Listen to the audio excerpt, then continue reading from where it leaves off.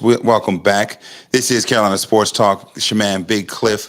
We are broadcasting live, YouTube live, and Facebook live. Um, we are in the middle of NFL talks, and you were talking your disappointing loss for Week 12. Yeah, it was essentially King Harris, but and then seriously, it was King. He definitely caught an L, nonetheless. Just because of everything that was going on and stuff like that, and I don't want to get back into it because it was really nothing to do with sports. But yeah, everything when I realized where he was cutting up at, and I was like, "Oh, you got to be kidding me!" And like to your point, star-studded event. There was also viral clips of Jameis rapping to another one of his teammates, "Move" by Ludacris. No. After Luda descended from it was a lot going on. It was just a lot going on. Outkast was not Outkast, but Big Boy was out there. It was a lot going on. Shout out to the 50th anniversary, I guess, of hip hop. Maybe but I guess if they rocking with the A, you know what I'm saying, they got to bring all the Atlanta folk out. But yeah, I mean the Hawks and the Falcons be showing love to that music community. Yeah. So, So, and again, I alluded to it or prefaced it, but my honorable mentions were the Pats and us, the Panthers. Yep.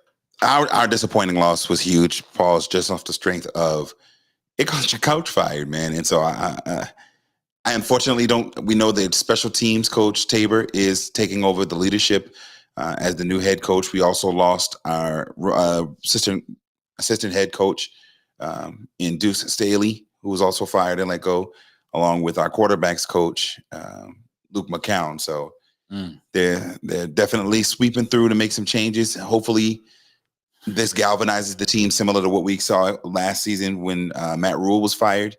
A lot of folks, I do want to have that conversation really quickly, just a little TT, because there have been a lot of folks who had a whole bunch to say about it. So let's talk about it really quickly with when Coach Rule was fired and they brought in Steve Wilks. I always forget Brett name. You're welcome.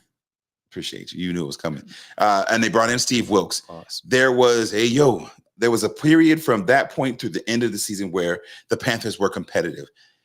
I hate to say it, but it looks like that scenario, if Tabor is able to galvanize the troops, so to say, in the same way that Wilks did last year, and at least allow them to play to the best of what this framework's capabilities are, it's unfortunate that with the state of this conference, we very well could be in the hunt. I'm hoping that it's the case. Simply, here's why. That's a wild thing to say. And here, right. Unfortunately, we could be in the hunt. Wait. We're 1-10 right now? 1-10. Our division lead is at 5 games, and we still play everyone once more. Okay. Well, I had an insider, very reliable insider, give me some mumblings about Greg Olsen possibly going up for the job and being head coach.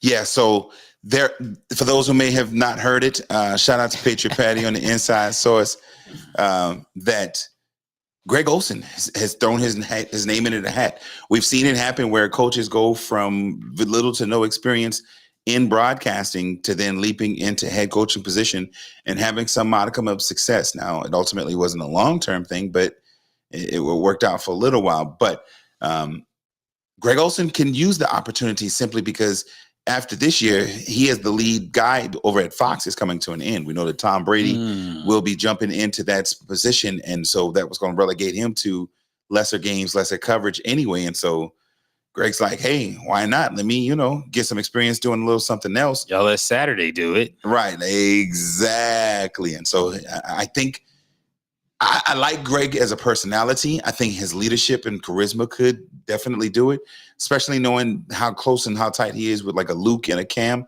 I could definitely see him leaning on some of them for certain things. And so let's just let all of 2015 come back and be part of the coaching staff. Yeah. So Frank, you brought back a former quarterback as the coach for Frank Wright. Might as well come on and let a former tight end be next guy up and see. Because he can't do any worse than what's been happening already. At the end of the day, we are terrible. And so he can't do any worse than Bad news bears. Some would say. as shout out to my dog Ty said, we are the bad news bears. True story. I don't know if he was talking about the Bears reference or not, but we're the bad news bears in this instance, bro. Indeed. Shout out to everybody logging in again. This is Carolina Sports Talk. It's your man Big Cliff sitting in Patriot Patty Studios with my dog DJ Highstar. We in the building wrapping up our NFL coverage. So normally, really quickly before we move forward, normally we would at this point have a little bit of trivia for our Carolina Sports Talk chain, debate chain type status. But this week we are going to move forward. You had one thing, NFL? Yeah, a couple. With the NFL, I just wanted to, again, we alluded to it, but with the NFC South being the NFC sorry this year, all teams have losing records in that division, which is just a crying shame. Yeah, it's a crying shame. I don't like it at all. But I also, while we have the moments that we, because it's been a very competitive season, so when you look at the standings and stuff like that, it's a lot of 6 and 5s and this and that, 7 and 4s and all of that. What is a team that you want to just give that you got to give props to? Well, first, before giving a team props, I do want to give a shout out to my dog ET. Appreciate you. Says always like watching you guys. Appreciate my dog. But a team that I always like watching, if I'm being honest, is the Philadelphia Eagles. Simply because I like good football. And again, they remind me a lot of the 2015 Carolina Panthers. They have a speedy, instinctive defense. The kid out of Charlotte, from Charlotte, out of Georgia, Jordan, what is Jordan's last name? Davis. Jordan Davis. Boy, fun to watch. You're welcome. And just watching him and some of these other ones. And the rest of the Georgia Bulldogs. And former Carolina Panthers, Reddick and Bradbury out there doing their thing. But they're a talented defense, and I like to watch them. And then I do enjoy watching the Bros win because I'm rooting for everybody black. And so I'm shout out to my frat brother. You feel me? Ex Blackley. I mean, you need to drop. I got the real thing. You feel me? Pause. But I definitely enjoy the Philadelphia Eagles. What about yourself? Who's your favorite team to watch in the NFL right now? Since the Panthers suck. Again, it's not even about favorite team to watch. Again, it kind of stemmed from my question, like a team that I undeniably have to give props to is the Dallas Cowboys, bro. I mean, I'm sorry. I apologize. Don't play no. I was about to say, he played the. I gave the applause. But they're 8-3. I want to say their record is. They have to compete against the Eagles, who are having these close wins every single week and showing everyone why they're probably gonna moonwalk into the NFC Championship, and they're holding tight right there, securing the top wild card spot for sure. Last year, we talked about the Minnesota Vikings in a realm that I had zero faith in them in the postseason. I said that they were a regular season team that was dominant and taking care of business through the regular season and would do absolutely nothing in the postseason. Their first game in the divisional round, they did nothing in the postseason. We know what happened. Go ahead. The Dallas Cowboys are a direct mimic of what the Vikings were last year. So it's showing a lot of resiliency. That's all I'm going to say. If they had their leading cornerback, I could possibly see. But this defense is too prone to being burnt on the back end by speedy receivers.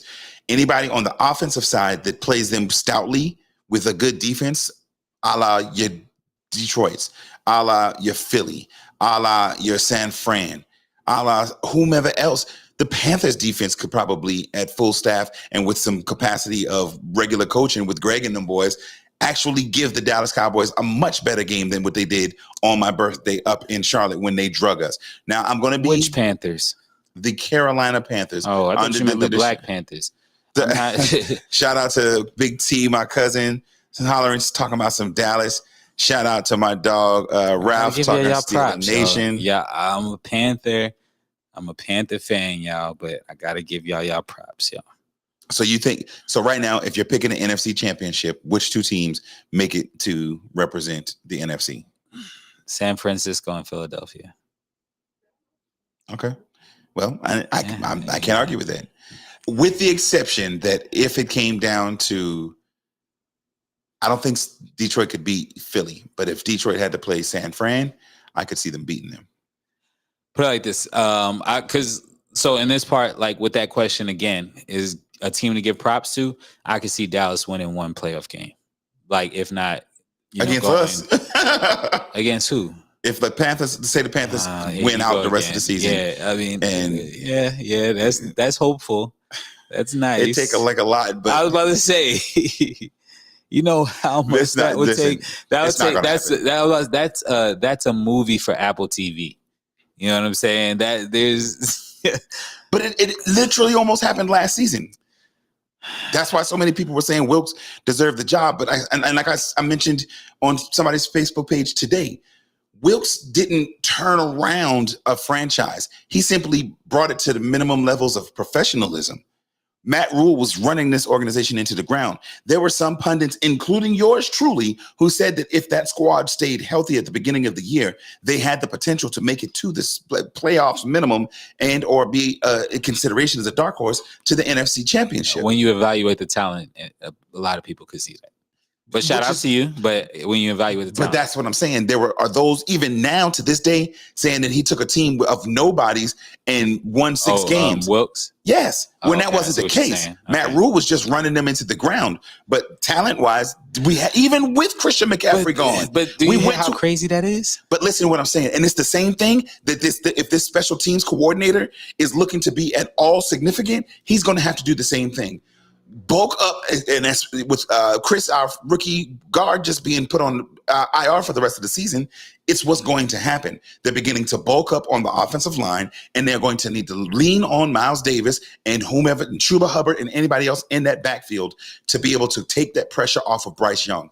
Too much this season, he has been lining up in the shotgun, throwing passes and trying to get this quick game up when it's clear that this offensive line is not built to protect a rookie quarterback like that. So now, if through 12, 11 games or whatever has gotten this coach fired, if there's anything that he has to show himself as a professional coach, he is going to need to bulk up the offensive line, run the football, do what Steve Wilks did, get a hold of the team, and put them in a position to win football games. Chicago fans, I'm sorry, but y'all are going to be upset. That number is coming down. It's landing, bro. That number 1 pick that y'all thought y'all had, it will not be. The Carolina Panthers are going to win. Matter of fact, doggone it.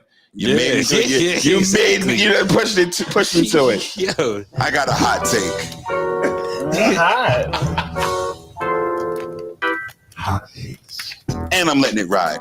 The Carolina Panthers will win all the rest of their games and represent the NFC South in the playoffs if they run the football.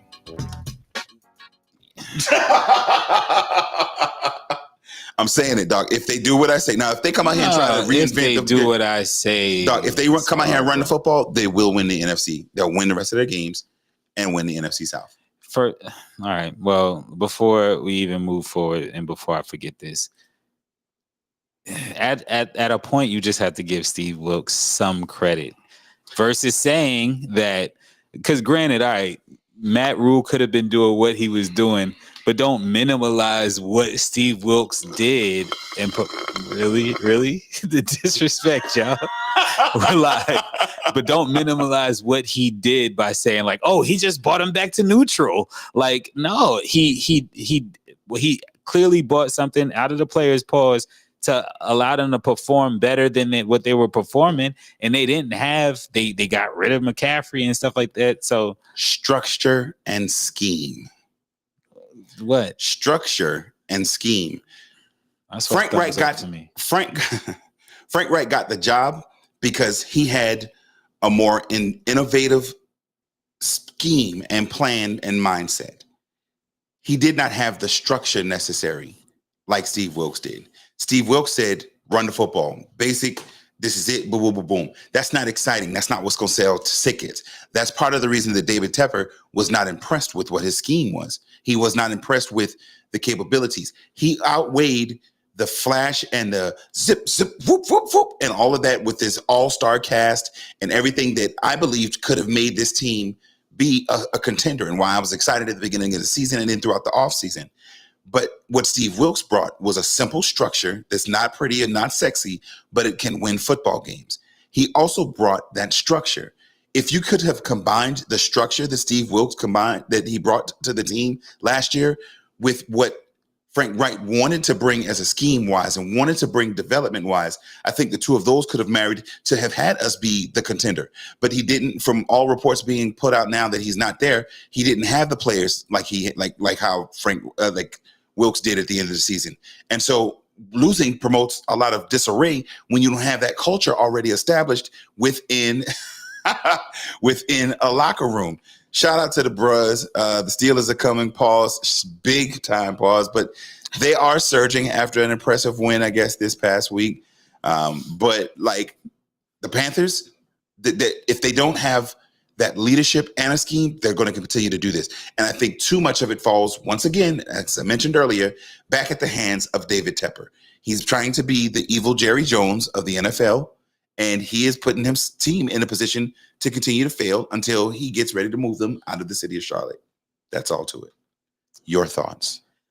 My thoughts are that you shape the Steve Wilks narrative so that it just fits your whatever you were saying. But no, it's fine. We can move forward. I feel you, and I'm tired of talking about no the knock Panthers. on Steve. Shout out to the Bros. He's the Bros. His nephew, his cousin is my barber, dog. And I'm not trying to shade the man by any shade of anybody's imagination. But we did see who he was as a coach when he coached for the Cardinals. He is a run the football, take care of the ball. We're going to win on defense. And that's not what teams want. That's the reason that he only lasted one season there before they got rid of him for who? Cliff Kingsbury, who was the hot ticket coming out of Texas Tech at the time with that flashy offense. That's what not only teams feel like they need to have to win, but it's what sells the tickets. Sitting and running the ball and being fundamentally sound isn't sexy. That's not what's going to sell tickets. Now, here in Charlotte, if you do that, it'll ultimately put butts in the seats. Panthers fans may come back just because they're sick of seeing losing, but it's the only way that we'll be able to get to the next level. Gotcha. I'll let you get two sexies off. That's it for the show. But go ahead, man. You know what I'm saying? You wanted to... Oh, go ahead. No, go ahead. Yeah. I wanted to show love. Shout out to Bounce. Wilks with Darnold, DJ, TMJ. Yeah. And the defense. Easily. And of course, just read it he said Wilks with the Darnold, DJ, TMJ, Foreman, and the defense that Carolina has is in first place in the NFC South right now, alluding to the squad that he had last year that won 6 out of the last 7 or 8 games and almost was in contention for the NFC South. Now, I do definitely wholeheartedly agree with our guy, Vic Douglas. Shout out to the Bros once again. Carolina needs Jimmy Johnson. If not a Jimmy, that is the kind of hand that we need.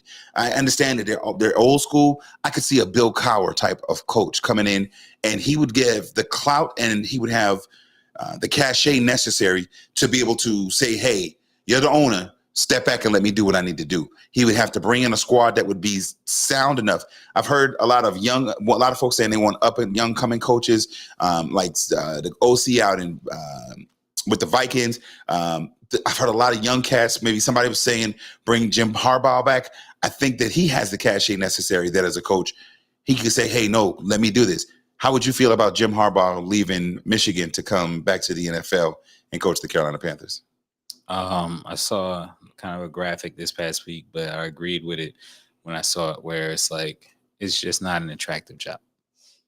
So, I mean, I wouldn't see a path where he would be that incentivized to you know what I mean, to do that. But him as a coach, yeah, that'd be a great name, and you know, the experience and stuff that he brings as a coach would be great in Charlotte. But anyone that you give that opportunity to with what you say, quote unquote, cachet, what is their incentive? Like, right. You know, even looking into the future and stuff like that, you're like, all right, well, what does my draft leverage look like? What does this look like? That look like? I'm coming to work for an owner who's fired 3 coaches in the season already in the last 5 years, 6 years. There isn't a lot of incentive, but that is what we technically need. The only thing and only motivation that I could see would be a coach wanting to come and say, because of who I am, I can turn this around. So much similar to what Sean Payton said going into Denver, saying, yo, look at me, I'm this and that. And the last guy was just so terrible. I'm going to turn this all the way around. Shout out to Sean Payton, because in fact, he's turning it around, because we just mentioned Denver's now won 5 in a row after a 1-5 start. So shout out to, let me get the right one up there. Pause. Shout out to Gerald Amica asking the question. Said, Big Cliff, what's up, fella? Why did they fire the Deuce? Shout out to Gamecock Nation. Again, he was the assistant coach to Frank Wright. He was a Frank Wright disciple after their time out in Philly together. And so he was one of his guys, and that was just unfortunately the issue and the reason why. Shout out to Kenton Waring, who said Darnold was never the issue, is wearing my dog, for real. He wasn't. I think all of it boils down to impatience. Even if we look at what Baker Mayfield was able to do in many instances, the line, when they gave up, now he reverted into a terrible quarterback, making really bad decisions. But it's much the same thing. If you don't have an offensive line that can block for him, none of them are going to be able to do anything. So shout out to that. This is Big Cliff, DJ High Star sitting in Carolina Sports Talk. Appreciate you guys tuning in. YouTube, Facebook Live. Shout out to my guy, Deke. Deke says, what up, fellas? David Tepper has too much of a quick trigger. And I agree. That brings me to one more quick point and so we can move off of the Panthers. I think that it was a wrong decision.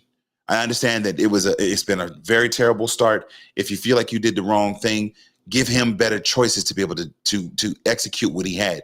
We never got a chance to fully see Frank Wright do his thing. I know with a whole bunch of back and forth, they gave Thomas Brown, the offensive coordinator, opportunities to call plays for like the first, maybe not I said first, but for maybe 2 weeks. And then he ended up taking those back and calling the plays himself.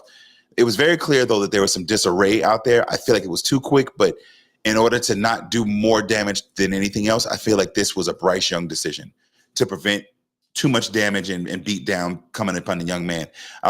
We talk about David Carr or Derek Carr, the quarterback now for the New Orleans Saints, but Derek, his older brother, the Houston Texans franchise ruined his career.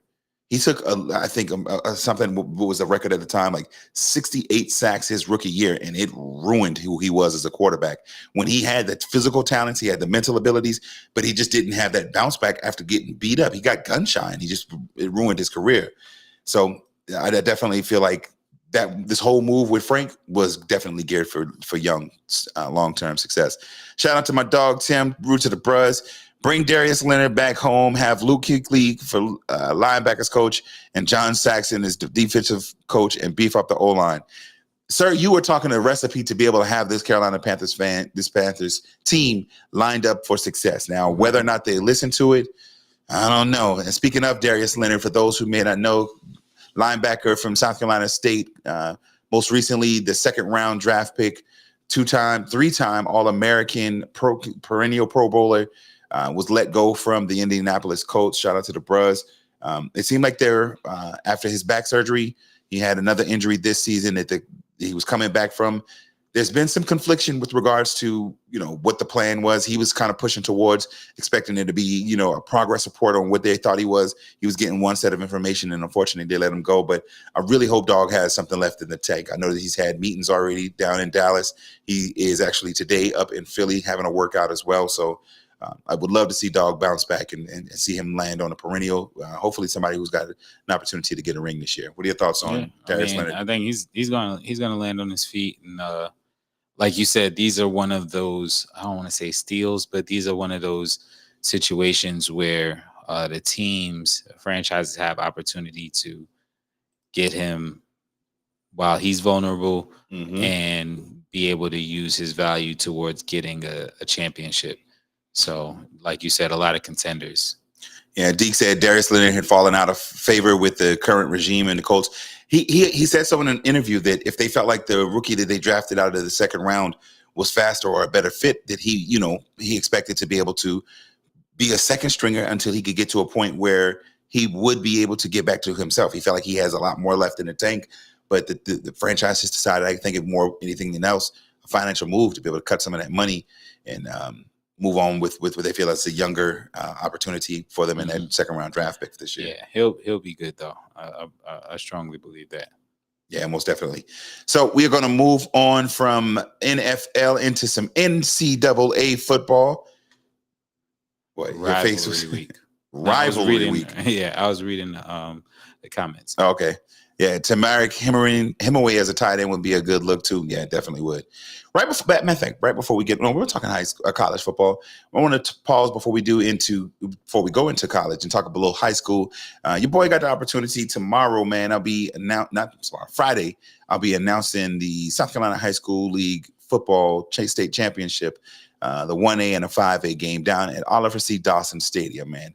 I'm excited for the opportunity, but it got me to thinking about it and how big of a deal. And I know we mentioned it when we first heard about it at the end of last season, that they were moving the state championships from Columbia at USC and moving them to Orangeburg at Oliver C. Dawson. Some of those players would never have stepped foot or had that opportunity or a chance to that capacity to be in Dawson C. Stadium. And I think, or Oliver C. Dawson Stadium, and to have that chance at such a pivotal point in South Carolina State's trajectory, I think is huge. I know that whomever they select as the new coach is going to be a move that's going to be designed to help them try to move into the future with recruiting, help them to be positioned to be more relevant with regards to the personnel, because there's a lot of folks in the media. I had a chance to have a conversation at the station this week. There's a lot of folks in media that feel like this squad is talented enough to be able to move forward.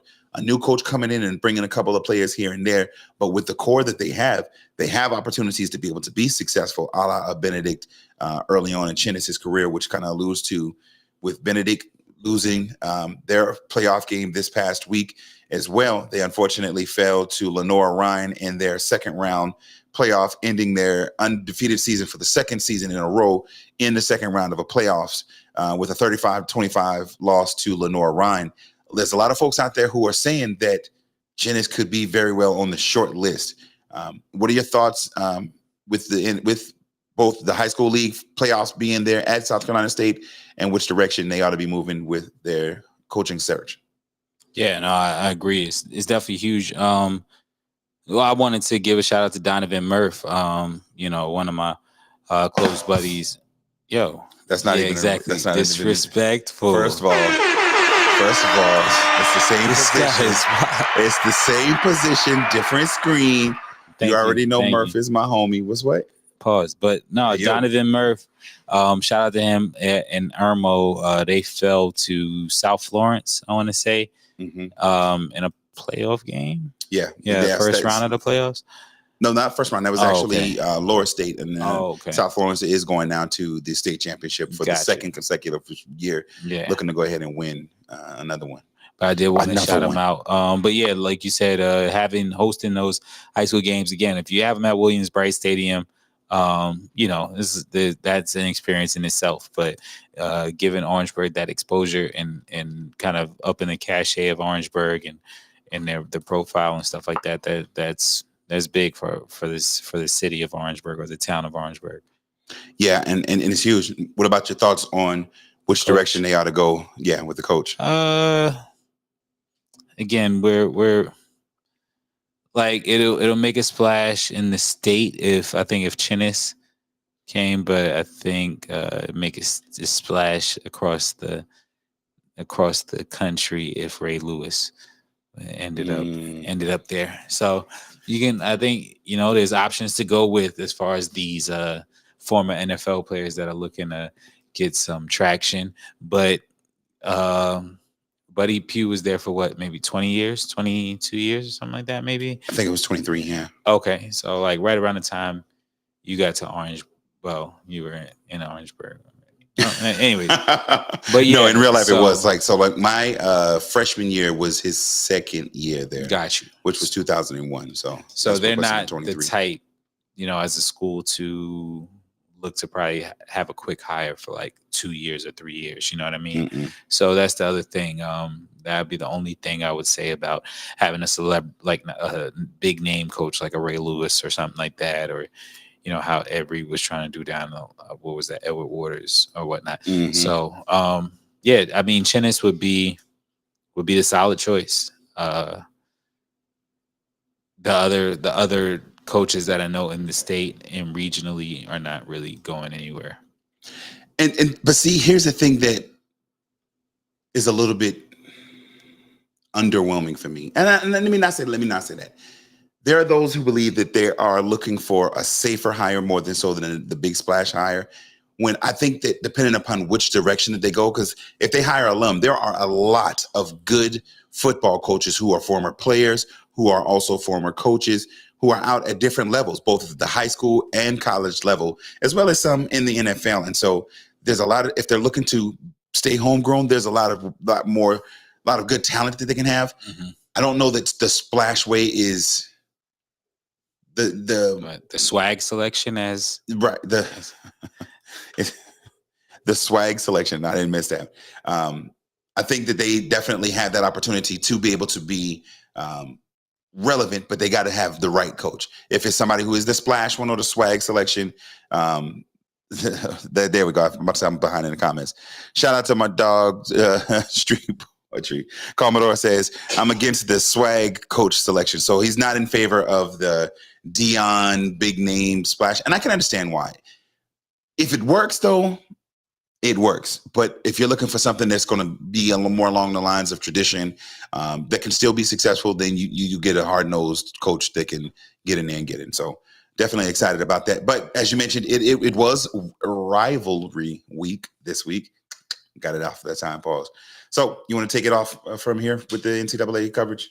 I mean, it's not too much coverage because, you know what I mean? Miami's not relevant, but facts.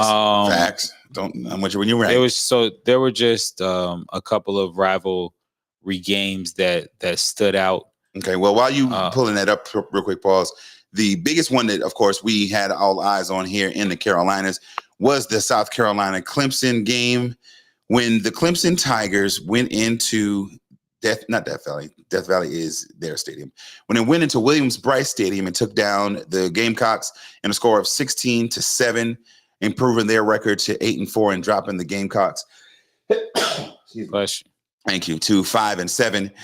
It also signified the last collegiate game for the Gamecocks.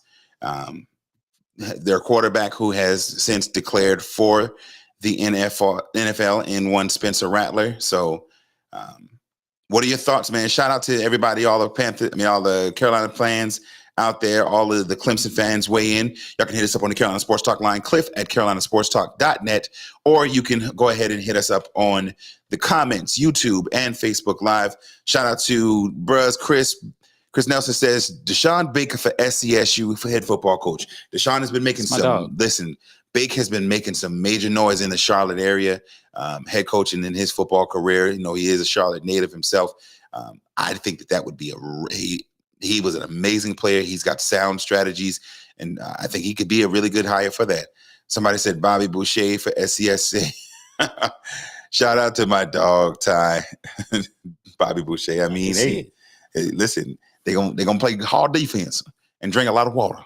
But nonetheless, the Gamecocks this year, another comment says the Gamecocks defense declined drastically this year. And Deke, you're right. This year, going into the season, there were many who thought that they could contend in the SEC East, but it's put some extra eyes on Mr. Shane Beamer to see. He had all the hype and got all of these players, but it wasn't able to pull out this year. On the win side this year with a record that doesn't leave them bowl eligible. Mm-hmm. I think that the game itself has kind of become underwhelming after, especially after this lackluster season from both programs. But again, to say, go ahead. No, it's just funny that you say lackluster when in regards to Clemson that finished 8-4 in the ACC, but by their standards, that's lackluster. Absolutely, with the expectations they have perennially. So and what they've set, So it just didn't have the allure. I had to kind of remind myself it was rivalry week. Another game or some scores really that stood out to me of Florida State over Florida, kind of remaining at number 5 there, 24-15, but also the Ohio State game where they lost to Michigan 30-24. Shout out to Michigan. Penn State blank Michigan State 42-0. There was a lot of, lopsided. A lot of times on these rivalry weeks, you'll see the lopsided matchups as well in scores because teams normally aren't, competitive at the same time. But surprisingly, though, that Alabama score against Auburn. Auburn had them too for a minute. That was a pretty good game, 27-24. Alabama edged them out, and I just started seeing like roll tides and stuff like that on my timeline, and it was like, all right, yeah, So, but yeah, that was pretty much what I wanted to discuss NCAA football wise. Real quick, go ahead, please. If the season ended today, this is the last year for the 14 playoff. If it ended today, based on the rankings, number 1 Georgia would take on number 4 Florida State. Number 2 Michigan would then take on Bo Penix and Washington, who they had to scare themselves against Washington State in rivalry week. But if with those 4 teams, who would be a favorite to win it out and win out of those 4? Georgia. Okay. Yeah, I mean, but don't sleep on that first round of opponent with Florida State. Right. Definitely. I think that'll probably be the best game, honestly. I think Michigan would down Washington pretty easily, and then Georgia would demolish Michigan, unfortunately. Even though they are riding an emotional high, this was the last game of suspension for Harbaugh, so he will be back with them for any postseason play that they may be able to get ready into. So definitely excited to see what's going to happen next week in championship week in college football and as we move forward. Oregon, Washington is a must this Friday night. Shout out to Deke. It is going to be a big game for the Pac-12. Go ahead. I would love, like as I said, if it ended today, Washington's in. But if they lose to Oregon, that opens the door possibly for some of these non-conference champions to try to maybe on one lost team, somebody up in there to kind of slide in. It's definitely like this is some of the best time of college football, man, and I'm excited for it. So we definitely want to take a look because sitting right there at number 5. Matter of fact, if Oregon won, they're likely in because they're at number 5. The top 10 right now: Georgia, Michigan, Washington, Florida State, and Oregon in the top 5. 6 through 10: Ohio State, Texas, Alabama, Missouri, and then Penn State. So yeah, the Oregon game is going to be nice. Yeah, most definitely.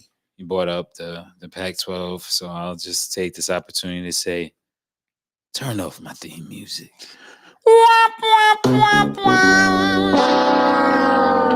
Turn it off. Turn it off. Cut it off. Listen, I'm looking forward to next season so that people can get off this man's back. Music. There are those who seem to think that Deion Sanders is not who he is. There is a Patriot Patty and I were talking pre-show about an article. Matt Rule said that for Nebraska to be able to be relevant next year, that they needed to land a top-tier quarterback. One of the reporters asked him, what will it take? He said, out of the transfer portal, minimum of $1 million to $2 million. And that's the minimum, and upwards to $2 million. And so it's apparent. We've talked about it coming for years. It's coming soon. It's right around the corner. We're in an age and era where college football has turned into the NFL. You have free agency through the transfer portal, and teams are through the NIL now buying the best players available.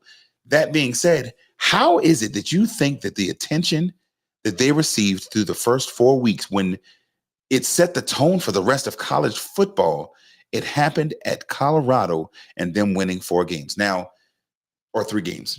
4. It was 4. Okay.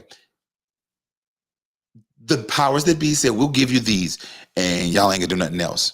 But it's evident by the talent that he had that next year he's going to be poised with all that attention to say, hey, you see what we can be. Imagine what it's going to be when you come on down here. Let me get you this money. Come on, play for me, and let's go win something. And now he attracts all of the best through the transfer portal, and that's coming up through. It's like he put himself in a position to be able to take the game over, bro. And so anybody who thinks that $1 to $2 million is going to be a problem for Deion, he might pay it out of his own pocket just to be able to get the best players to be able to be in positions to be able to win. He needs defensive linemen. He needs offensive linemen. He needs depth, but don't expect that he's not going to get that and still make some splash transfers, land some splash transfers as well. I fully expect it. And next season, we'll be talking about a little bit more than 4-0. Okay. Period. Any Heisman hopefuls or any favorites right now? I'm skipping the Heisman this year. Okay. Who's on your Heisman hopeful list other than Bo Penix? I'm skipping the husband. I can do that too. Shout out to my dog Trey. Trey says, brother, it was crazy in Colorado. Let that man recruit and that Porter work that O-line and D. Absolutely. Yes, sir. The D-line and the O-line is where he needs to go to get the depth and the up front talent to be able to compete. And you watch that. Now, if you're Shedeur, you coming back? Yeah. Absolutely. If he comes back. I was going to say, I mean, of course he has a choice as a grown man, but he really doesn't have a choice. Facts.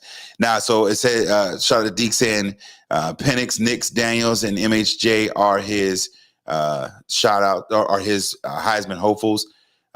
Shout out to my dog, Rich the Heart Wilson. If y'all ain't done go and got my dog's album yet, what y'all doing, man? Quit playing with my boy. But let's go ahead and move forward. What's up next for us, brother? What's up next for us, brother? All right. What's up next for us, brother? Yeah, smooth jazz cat. Let me get what's next on that list. I want to start with showing some love to the ladies out there hooping. Gamecocks be winning, boy. Yeah, so we can start off with that if you'd like. I saw a post that you put up with the Lady Gamecocks' most recent win against Mississippi Valley. I want to say that game was on Sunday, if I'm not mistaken.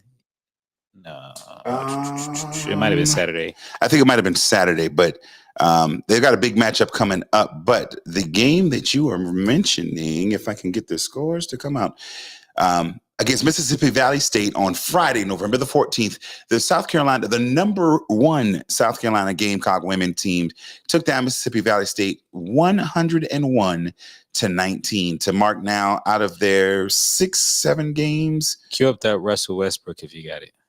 Russell Westbrook. I was like, wait, Russell Wilson. All right. What? Bro, what are you talking about, man? Yeah, dog. They are balling, man. So let's say the score one more time. 101-19. This is also coming off the heels of scoring 109 on Clemson, beating them 109-40, beating Maryland 114-76, beating Notre Dame 100-71. So they've now scored 5 times this season over the century mark, man. So these women, I got to give another shout out to them. That is not the right page. Somehow we got panicking, y'all. So look, they're balling. Watch it.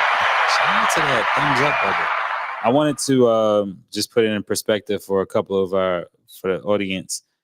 So when you break it down by quarter, first quarter they beat Mississippi Valley State 24-6. Second quarter is 28-6. Third quarter 25-4, and in the fourth quarter is 24-3.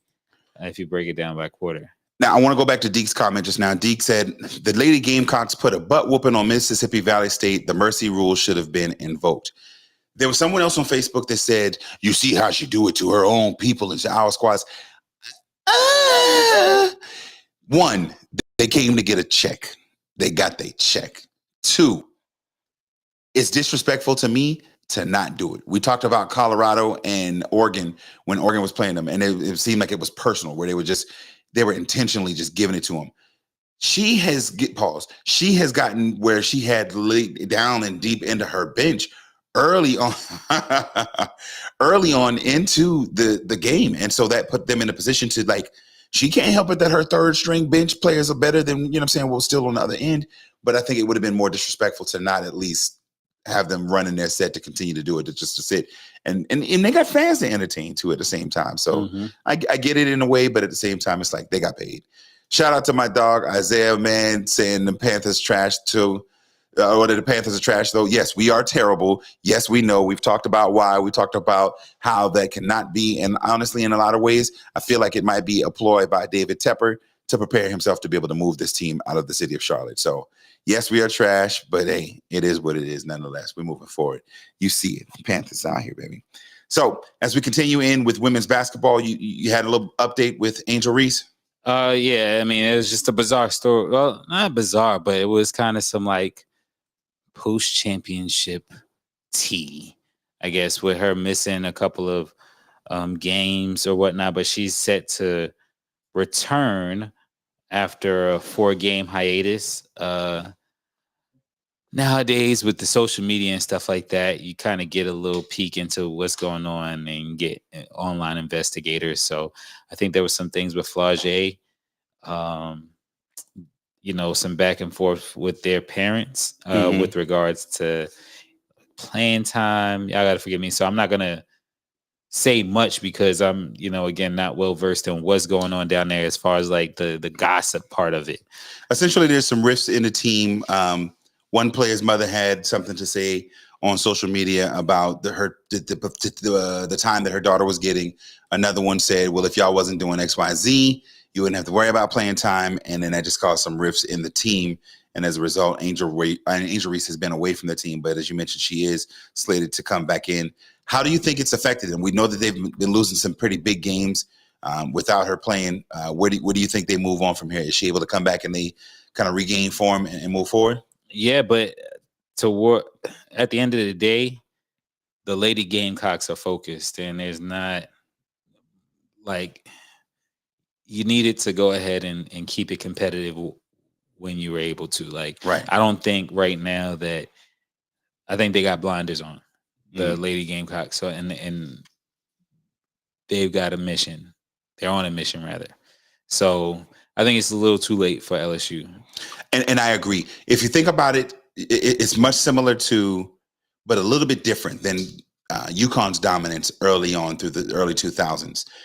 Although they were in the Big East for much of that time, they scheduled against the best, whoever the best was, and they were able to position themselves to be against the best. So they had litmus tests through the years, and they were always clicking on every cylinder. I think it's different and enhanced in that LSU has that opportunity to be one of the big time college basketball teams, but they're also in conference. They play each other, if nothing else, in the SEC tournament as well as in round robin play through the SEC. So right. I definitely think that they have that potential to at least maybe catch them on a slip up.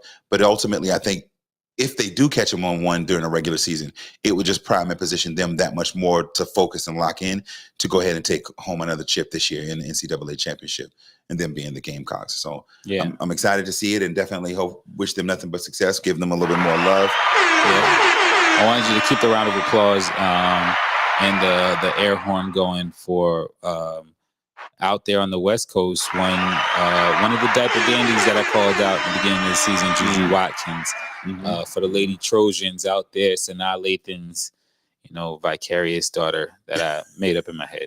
The vicarious daughter, yeah. But yeah, no, she had her second straight 30-point game. I think she had tied some record with Lisa Leslie, I believe, or it was a feat that hadn't been reached since Lisa Leslie. So shout out to her putting on for the Lady Trojans out there. And yeah, man, women's college basketball, it's like that. Right. It's like that. It's some NCAA regular basketball going on, but nevertheless, like, I'm tuned in and actually pleasantly surprised by the hype around the women's basketball and the entertainment value for it this year. I love that it has at least the relevance that the storylines are pretty much generally known and widely known at this point. And so shout out to Isaiah saying his daughter called him the lame cocks. Had her put her up on the game. Yeah, now tell her to get right, man. The women's team is like that now. Even the men's basketball team with an impressive win last night over Notre Dame, they are showing and actually starting to turn some corners to actually be a team that could be competitive in the SEC this year. And so it's definitely basketball is centered in Columbia right now. So shout out to them. And Deeks talking about the SoCal team as well. Southern Cal women's basketball is coming back strong. Yeah, definitely. Y'all. Shout out to my cousin EJ, man. Yo, listen, if y'all ain't saw it on Facebook, man, Cuzzo had them fire Claflin jackets, man. Hard. If y'all ain't got y'all shit, y'all need to go ahead on. Definitely. Shout out to our dog Pip, your ace dog. Carolina men's is shocking. Listen, it's reminiscent of when Frank Martin had the team and started really turning them around.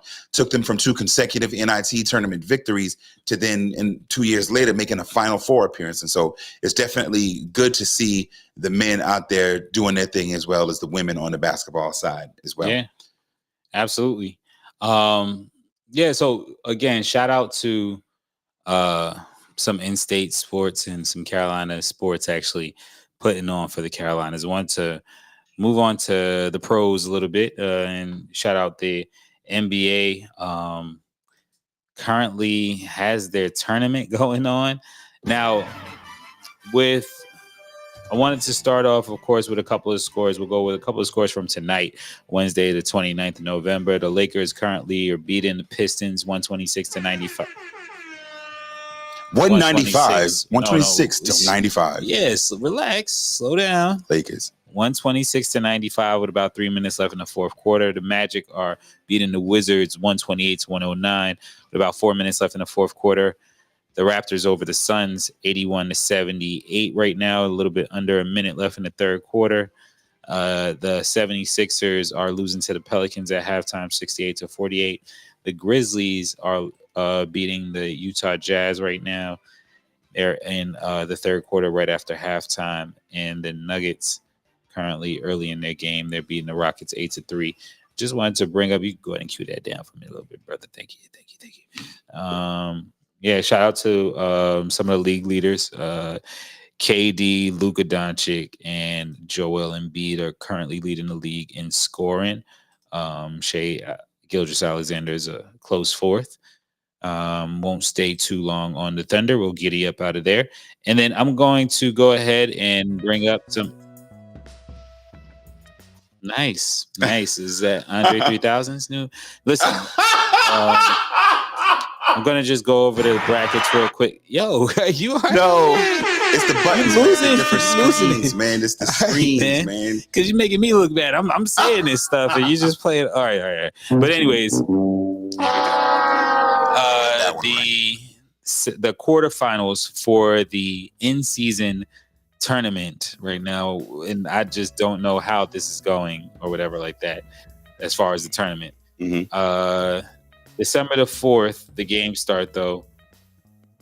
The Pacers play the Celtics at 7:30 in the East, and then in the West, the Kings will play the Pelicans at 10 o'clock. And then on the 5th of December, the Knicks actually will play the Bucks, and the Lakers will play the Suns. And these are the quarterfinals right now for this in-season tournament, which doesn't make sense to me because we're not playing. What do you like? Y'all, what but y'all are not. It's not like y'all are playing the Suns tonight. Like, how do y'all know? You know what I'm which saying? games are tournament games? Yeah, how do you know that? What is the relevance? What do they get? When I don't understand it. And if I'm being fully transparent, we know that I've transparently said and openly said, I ain't necessarily been. Everybody that start off with, I'm transparent. I'm gonna be honest with you. And I'm gonna keep it a whole buck. I'm gonna be vulnerable with y'all right now. Good. I wasn't watching football for most of this season and much of it. I've started back into watching my football, minimum of one a week at this point. I messed around and caught like 3 this week. And as a result, that's the full capacity I have. I have not yet been watching. I have been in attendance for more basketball games so far this season than I have watched professional basketball games, simply from being doing the college ball over at Clinton, doing the high school ball with South Point High School, and we'll talk about them in just a little while. I've been to more games than I've watched in the NBA, and so I don't even have a point of reference for the tournament other than with the courts and them looking kind of, some of them looking better than others, but being too much and just not being a thing for me. So I don't get it. They did a terrible job of branding it to me, and yeah, no. Y'all, what do y'all think? Hit us up on the Carolina Sports Talk line or in here in the comments. Thank you for tuning in on Facebook Live, YouTube Live. This is Carolina Sports Talk. It's your man Big Cliff sitting in with my guy DJ High Star, Patriot Patio Studio.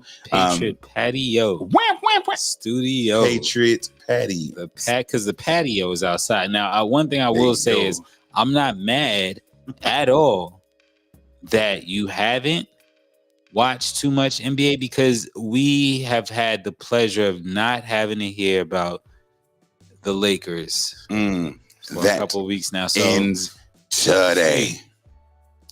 Oh, okay. That's a perfect little segue, huh? It does. So it is time for Big Deal No Thing. I am going to cut the music for that.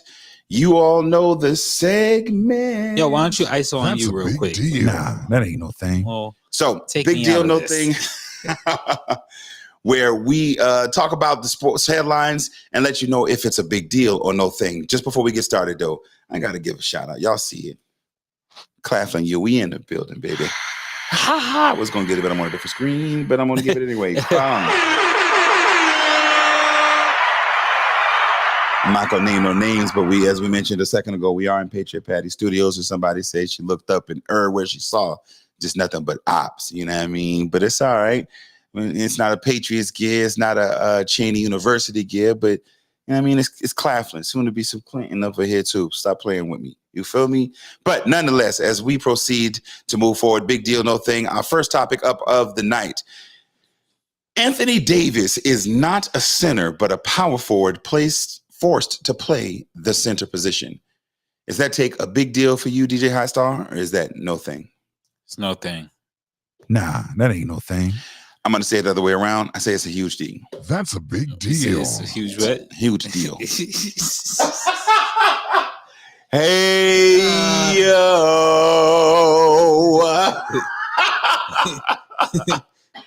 I mean, but no, as we move forward, why do you say it's no thing? I see what you did. Yeah. We know. Huge thing. Nah, I was saying that essentially because I've never been a huge fan of the guy. I felt the same way in New Orleans, whereas like even the physicality of one Boogie Cousins would warrant him more so the center in that situation. So I've never been, I just never. I've always thought of him as in a way overrated. Why is he overrated to you? And I'm not trying to poke holes in here, but I want to kind of. I feel you. The things that he was like recruited for, if you will, it wasn't like it's not proportionate to what you're getting. So like when Chris Bosh was recruited to play in Miami, it was because they knew that he would fit as a role player there. When Kevin Love was recruited to play in not Minnesota but in Cleveland, it was because we're gonna take this star away from this team and he's gonna actually fit what we need him to do. This is kind of one of the first times where like the hugest star in the world is telling you, no, we want you to be the man. Like he was kind of trying to pull a Dwayne Wade on him or almost, right. You know what I'm saying? So he was given too much responsibility or whatever like that. I hate to put him in like a Dwight Howard type of class where it's like basketball is he's again, when we talk killer instincts and stuff like that he's not self-driven like with basketball almost. Like he has some people on his team that can hype him up and this and that. But I never been sold on him. Never been sold on him as like one of those guys. EJ put a comment up in the comments just a few minutes ago or a few seconds ago. AD still trying to find his identity is baffling to me. You essentially made my argument for me why it's a big deal. He has been the entire time he has been in the Los Angeles Lakers. Not the entire time, but the majority of the time he's been with the Lakers organization, he has been playing out of place.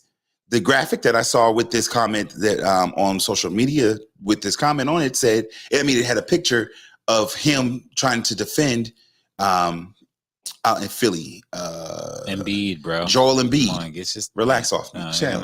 It's not gonna get you the Ginkgo biloba. Anyway, so it had him trying to defend Joel when Joel is a true center. If you give me this with the backs, no, I'm working it down. Now AD can do that with lesser athletic players, and at the 4 position, he is that world-class player that he had the potential to be. You said it yourself. And again, the more you talked, the more you made this a big deal. When he was in New Orleans, there was a lot of hype for him because he was able to play with the Boogie Cousins, who was playing the natural center position. If you're asking him to go and be a stretch center, he's not that. He doesn't have the physicality to bump up against some of these larger centers, pause. He also does not have the endurance necessary to be back and forth and trying to step out. And so he's just playing out of position. And that's why I feel like in addition to him being fragile as a piece of tissue paper, because I'm not going to not call him Mr. Glass because he get hurt. Oh, watch it. Puddle of water outside. Anthony Davis out for 4 weeks. Like, I'm not going to not give him that because he is, fragile. But he has also been inclined more to get beat up on trying to play a center position. He's not a center. Okay. And so we've been playing him out of position, period. Okay. All right. But again, it's still no thing to me because I personally had always had him overrated or whatnot. Now, outside of that, bereft of that, y'all Lakers, I'm looking in the camera too and at you. Don't even ISO on me. You stay up on the screen too. Y'all Lakers fans have to take some accountability as well. All right. The COVID year or the short year or whatever like that. It was cool and everything like that. And AD is the AD. And once he does this and AD, you could do that every game. You could do that every game. Like y'all was bigging him up also. So it's not like this whole epiphany that everybody's having right now is not, nah. The damage is done. Y'all got to eat some of that also or whatever like that, bro. I hear you. Meanwhile, we are here winning. As Deke said, this is one of the more balanced rosters and squads that we've had since we've had the two of these guys together, and I'm excited to see what it is after football season is done. That's when basketball will get my attention. Up until now, y'all just stay healthy. Don't go giving babies and doing bad, terrible decisions and stuff like that. Great coming from a sports expert. NBA. Don't press send, okay? But yeah, no. So as we move. We'll look for more NBA talk as closer we get to football being over and whatnot. But giddy up. Next up for a big deal, no thing. There was a phrase, I'm with you when you're right. Trevor Ariza this week has made some comments that are stirring some folks up. Here's the headline. Kobe Bryant was a better basketball player than LeBron James and Michael Jordan. Big deal or no thing? Big deal. That's a big deal. I too am going the same way and saying that that's a big deal. Big deal. For those who may have missed it, the man was right. He's had the opportunity to play with two. I think he might have played with Jordan too. I don't know. But Trevor Ariza's been in the league for a long time and had the opportunity, of course, to win championships with Kobe Bryant and to have played alongside LeBron James. And he made the comment saying that based on the killer instinct, based on the desire to not want to be friends with your opponent, the amount of work that he put in, just on overall skill set, and it's that dog, that Mamba mentality, that Kobe was a better player than Michael Jordan and LeBron James. You say it's a big deal. Why? I don't know. Nah, I'm just playing. But no, he did play for the Wizards, but I don't think that he played when Jordan was playing for the Wizards, of course. Okay, I'm gonna look it up real quick. Ariza did play for the Wizards. But no, it's I wanted so bad to say there's no thing because I hate like the arguments and I hate yeah.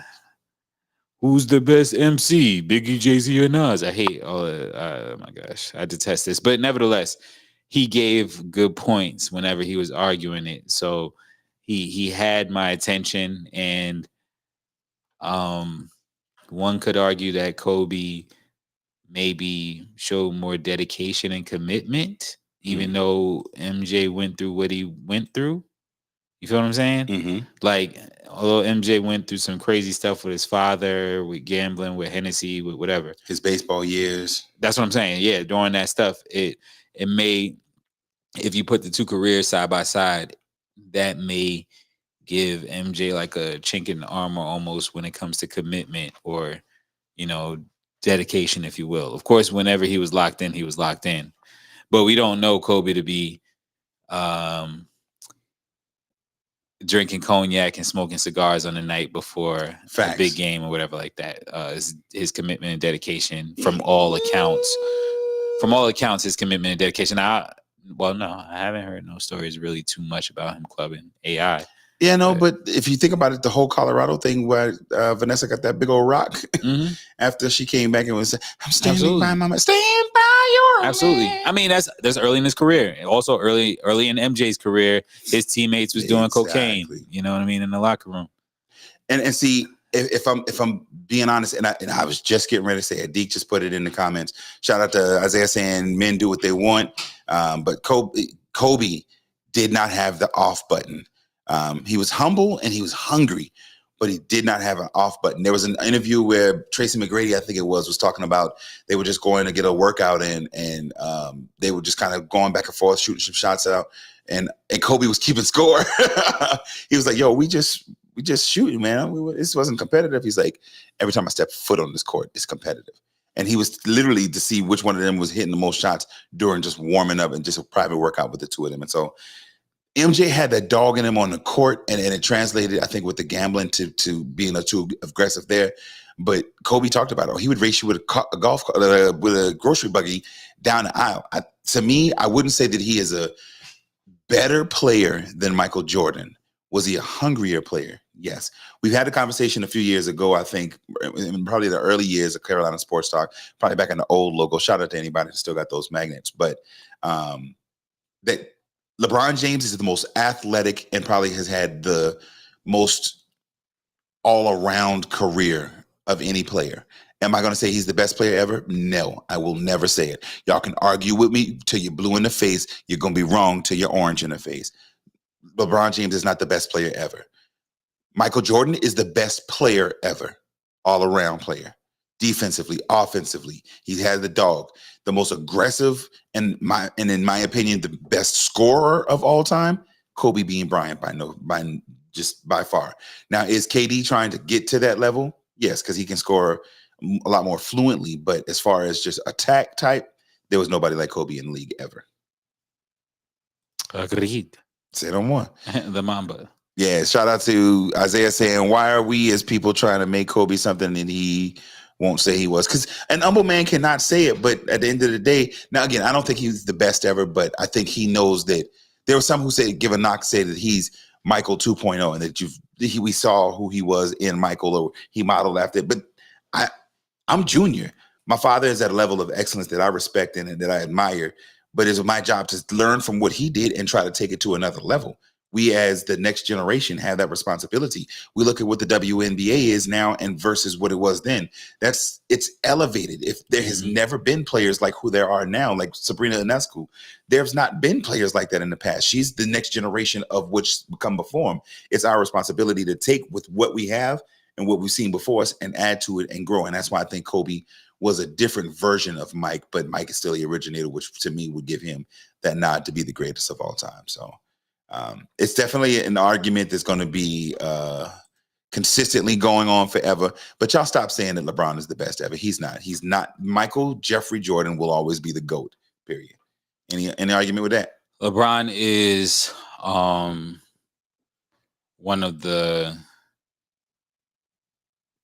last long term, like, generational talents that we'll see.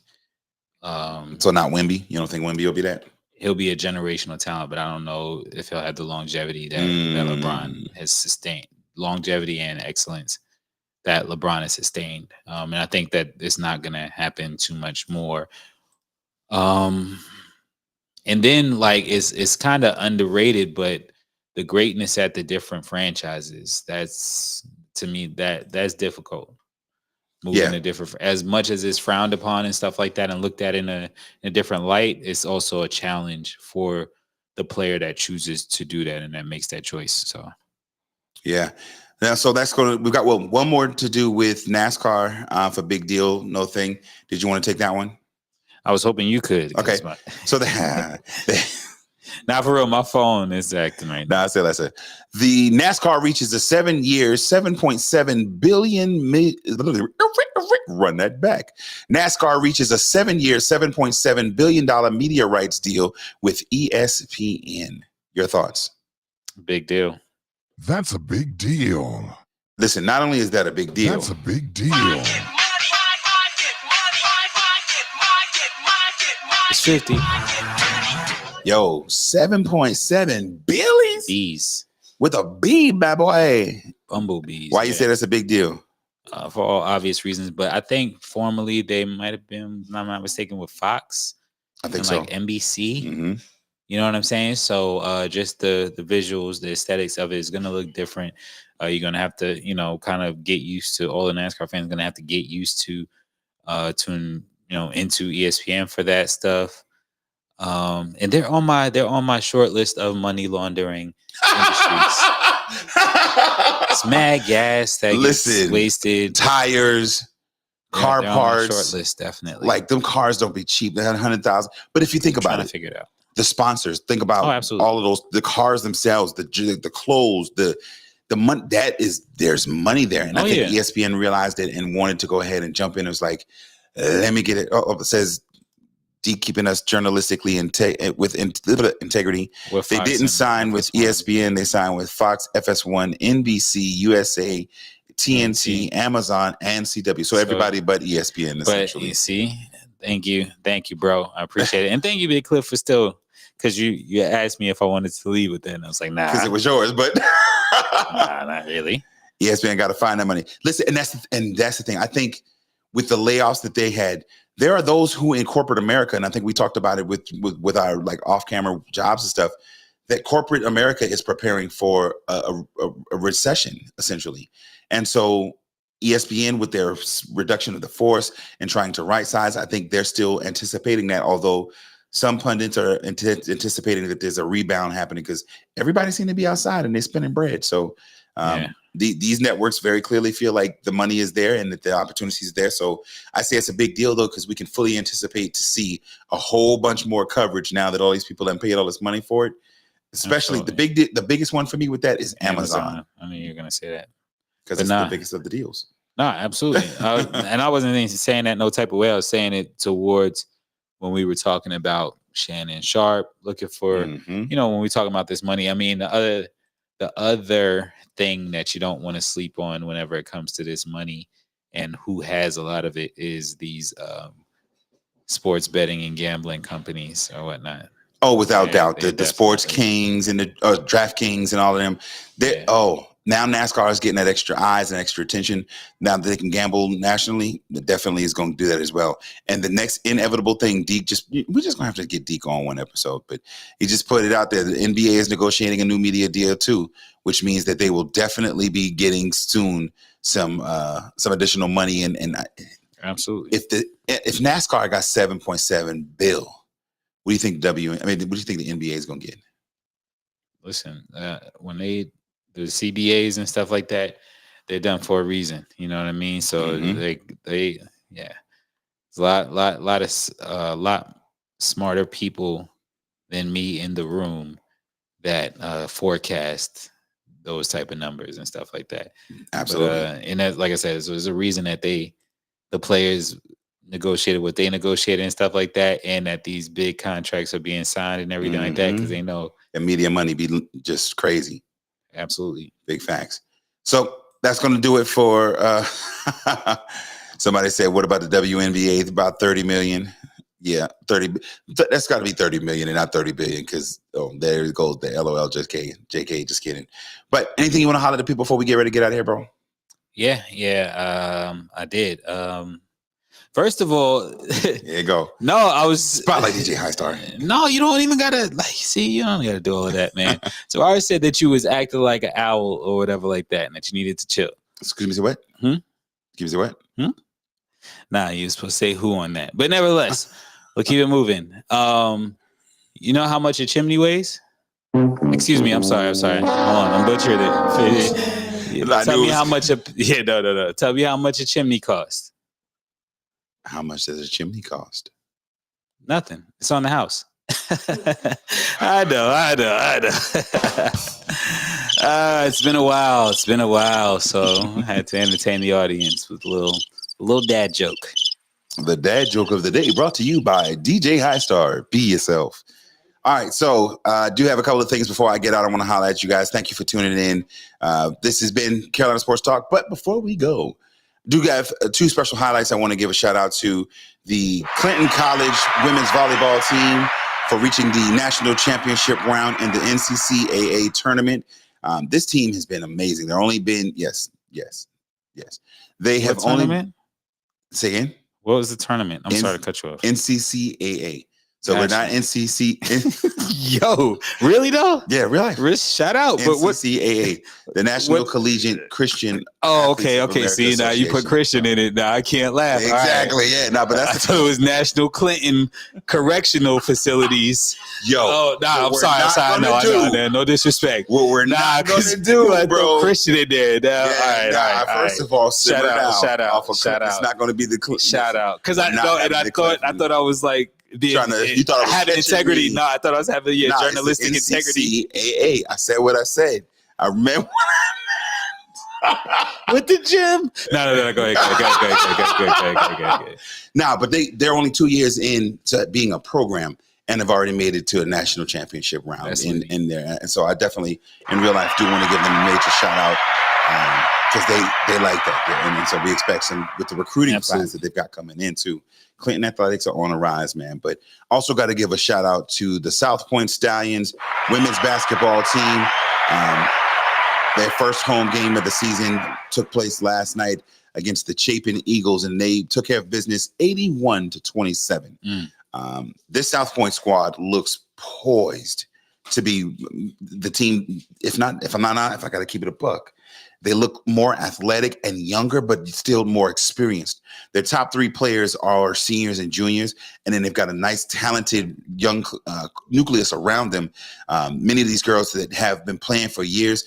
There's a defender, Miss Howe, Ansley Howe. She's a sophomore in the class, but she played JV and varsities last year, and she's just tenacious on the defensive side. They've got, like I said, Star, who is very likely going to be a player of the year in the 4A women's basketball this year. They just look really poised to go and make a run at the state championship this year, and I'm excited to watch what they're going to do. Their record right now is 2-1. They lost to an incredible Molding team on the road in tournament play, who are actually 3-0 right now. But yeah, shout out to the women's Stallions again, Lady Stallions. The men's team looking good. They've got some players that really going to be big-time D1 players coming up in the future as well. So I'm excited for basketball overall, both with Clinton College there in Rock Hill, South Point Stallions. Just a great time to be in athletics in the city of Rock Hill. So if you guys are out, come on and check out some of the games at South Point coming up, man. And I promise you're going to enjoy the show. You definitely will, as well as over at Clinton College in Rock Hill. Absolutely. Can't forget about Clinton. Can't forget the home team. You feel me?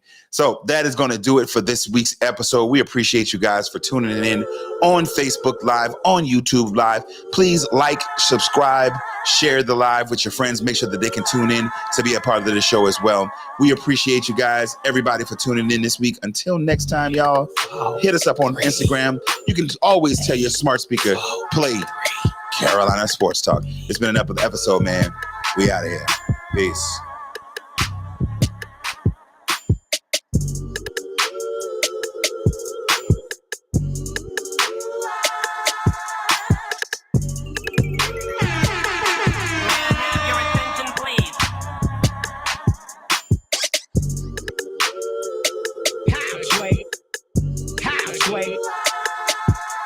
What? Bro, what are you talking about, man? Another all new. Broke my back. What do you mean by that? You My broke back is broken. what? A vertebrae or what Well, portion? Spinal.